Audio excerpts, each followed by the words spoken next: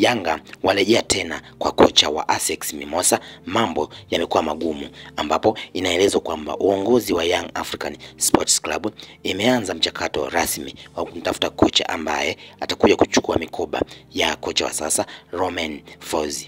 Kutokana na kiwango ambacho amekionyesha kocha huyo wa Yanga, wameona kuna haja ya kumtafuta mwalimu mwingine, na tayari kwenye kikosi hicho mchakato wa kufanya tathmini ya namna anaweza kuja kukinoa kikosi umeanza. Taarifa za ndani zinaeleza kwamba uongozi umempendekeza kocha wa ASEC Mimosa Julie Chevalier kuja kuchukua nafasi hiyo, lakini pia kuna zaidi ya majina 100 yapo mezani. Kama itashindikana kama ilivyoshindikana hapo awali, watafanya chaguo jingine.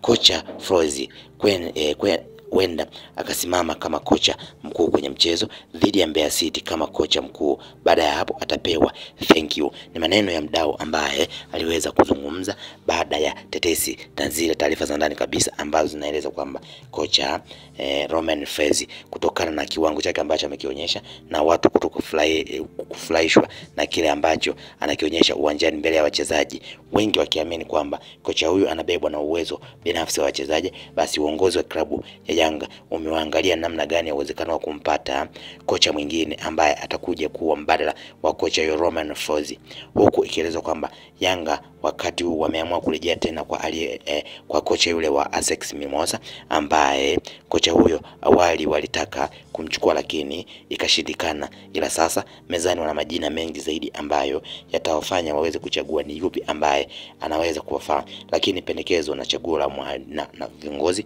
ni kumtaka huyo Julie Chevalier ambaye yeye anaweza kuchukua nafasi hiyo ya kocha, ili kuweza kuziba nafasi hiyo ya kocha ambaye baada ya mechi ya Mbeya City anaweza kapewa thank you muda wote, kwa kuwa hajaonyesha kile ambacho wengi walikitegemea baada ya kutua tu kunako timu ya Yanga. Hivyo muda wote kocha wa Yanga kutimuliwa kunako klabu hiyo, na baada ya hapo kwenda kutafuta changamoto nyingine na Yanga kupata kocha mwingine ambaye huyo anaelezwa kwamba ndiye anaweza kuwa mrithi sahihi.